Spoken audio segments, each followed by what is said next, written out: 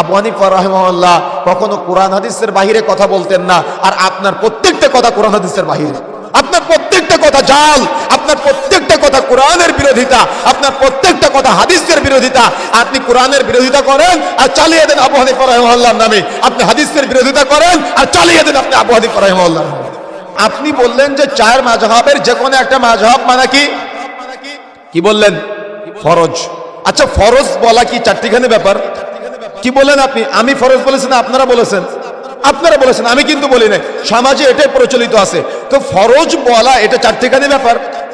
ফরজ বলার একমাত্র এখতিয়ার কার? ফরজ বলার একমাত্র এখতিয়ার কার? অনুমতি দিবে কে?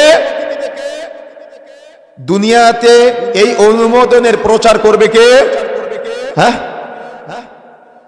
মুহাম্মদ সাল্লাল্লাহু আলাইহি ওয়াসাল্লাম।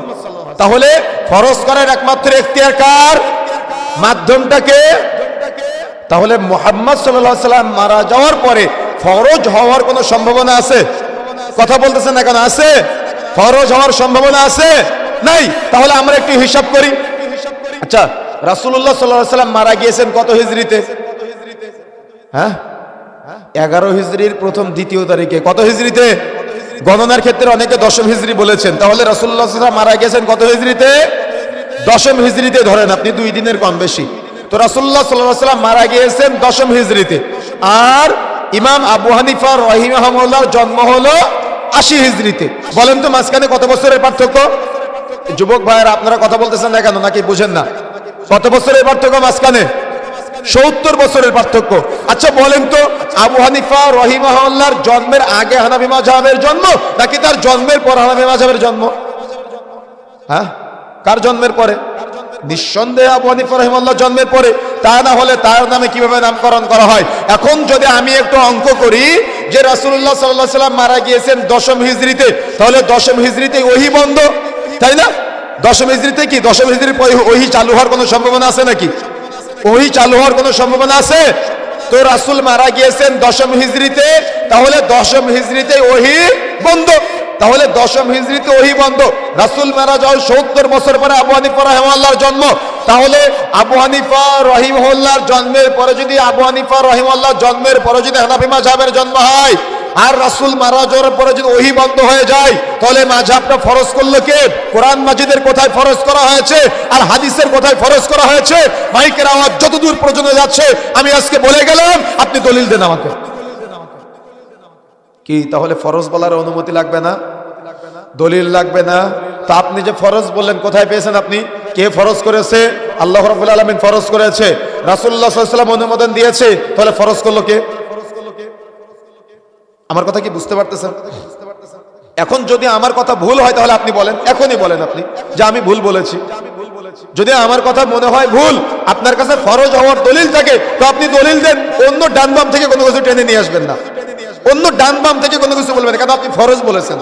এই ফরজ বলতে গেলে আল্লাহর পক্ষ থেকে স্পষ্ট দলিল থাকা লাগবে এবং মুহাম্মদ সাল্লাল্লাহু আলাইহি ওয়াসাল্লামের অনুমোদন থাকা লাগবে। এখন আপনি যে চার মাযহাবের যে কোনো একটা মানাকে ফরজ বললেন, আপনি ফরজ বলার এখতিয়ার কোথায় পেয়েছেন? আপনি এটা বলতে পারেন যে আবু হানিফা রাহিমাহুল্লাহ একজন ইমাম ছিলেন, একজন মুহাক্কিক আলেম ছিলেন, একজন মুহাদ্দিস ছিলেন, আমি তার কিছু করা আমলকে অনুসরণ করি যেটা কোরআন হাদিসের সাথে মিলে। যেহেতু আবু হানিফা রাহিমাহুল্লাহ বলেছেন ইযা সাহাল হাদিস ফাহুয়া মাযহাবি, তোমরা যেখানে সহিহ হাদিস পাবে মনে করবে সেটাই আমার মাযহাব। যদি আপনি সহিহ হাদিসগুলো মানেন, আবু হানিফা রাহিমাহুল্লাহ যেভাবে আমল করেছে এটা জায়েজ আছে, কিন্তু আপনি ফরজ বললেন কেন? কথা বুঝেন নাই? আপনি ফরজ বললেন কেন? কেন? এবং আবু হানিফা রাহিমাহুল্লাহ তো আপনাকে বলে নাই যে তার অন্ধ অনুসরণ করতে। আমরা আবু হানিফা রাহিমাহুল্লাহর বিরোধী না, বরং আপনি যে ফরজ বলেছেন আমি এটার বিরোধী। কথা কি বুঝতে পেরেছেন? বরং আবু হানিফা রাহিমাহুল্লাহকে আমরা কলিজা দিয়ে ভালোবাসি। আরে এভাবে বলতে পারি, আপনি যতটুকু ভালোবাসেন তার চেয়ে বেশি আবু হানিফা রাহিমাহুল্লাহকে আমরা বেশি ভালোবাসি। কেন? আবু হানিফা রাহিমাহুল্লাহ কখনো কোরআন হাদিসের বাহিরে কথা বলতেন না, আর আপনার প্রত্যেকটা কথা কোরআন হাদিসের বাহিরে। আপনার প্রত্যেকটা কথা জাল, আপনার প্রত্যেকটা কথা কোরআনের বিরোধিতা, আপনার প্রত্যেকটা কথা হাদিসের বিরোধিতা। আপনি কোরআনের বিরোধিতা করেন আর চালিয়ে দেন আবু হানিফা রাহিমাহুল্লাহর নামে, আপনি হাদিসের বিরোধিতা করেন আর চালিয়ে দেন আপনি আবু হানিফা রাহিমাহুল্লাহর নামে। কিন্তু একটাবারের জন্য দলিল যাচাই বাছাই করেন না যে আল্লাহ তো বলে নাই, রাসূল তো বলে নাই, আবু হানিফা রাহিমাহুল্লাহ বলেছেন কিনা তার দলিল যাচাই বাছাই করেন না। আপনি এমনিতে বলেন নিজেকে হানাফি। আরে হানাফি পরিচয় দিলে আমরা সবচাইতে বড় হানাফি কেন?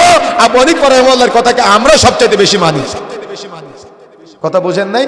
তাহলে হানাফি কে? আপনি না আমি? তাহলে আপনি হলেন জাল হানাফি, আমি হলাম প্রকৃত হানাফি। আমার কথা কি বুঝতে পেরেছেন?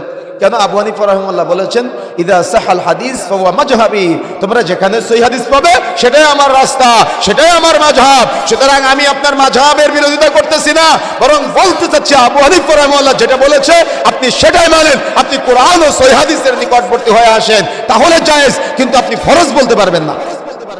কথা কি বুঝতে পেরেছেন? কি বলতে পারবেন না? ফরজ বলতে পারবেন না। ফরজ বলতে গেলে দলিল থাকা লাগবে, ফরজ বলতে গেলে আল্লাহর অনুমোদন লাগবে, রাসূলুল্লাহ সাল্লাল্লাহু আলাইহি ওয়াসাল্লাম থেকে অনুমোদন লাগবে। যদি অনুমোদন না থাকে তাহলে কোশ্চেন কালে ফরজ বলবেন না আজকের পর থেকে, সুন্নত বলতে পারবেন না। কথা বুঝেন না মনে হয়? সুন্নত বলতে গেলে কি কার আমল থাকা লাগবে? কিন্তু আপনি বলতেছেন হুজুর ফরজ না, তাহলে সুন্নাত। তো সুন্নাত আল্লাহ রাসূল আবু হানিফা রাহিমাহুল্লাহকে মান্য করেছেন। তা আল্লাহ রাসূল বলে গিয়েছেন যে অমুক সময় আবু হানিফা রাহিমাহুল্লাহ আসবে, তোমরা তাকে অনুসরণ করিও। আল্লাহ রাসূল বলেছেন এই কথা। যদি না বলে থাকে তাহলে আপনি সুন্নাত বললেন কেন? সুতরাং যদি সুন্নাত না হয়, আপনি যদি সুন্নাত মনে করে এটাকে জায়েজ মনে করেন, তাহলে স্পষ্ট বিদআত হবে। সুতরাং সতর্ক হতে হবে, সাবধান হতে হবে।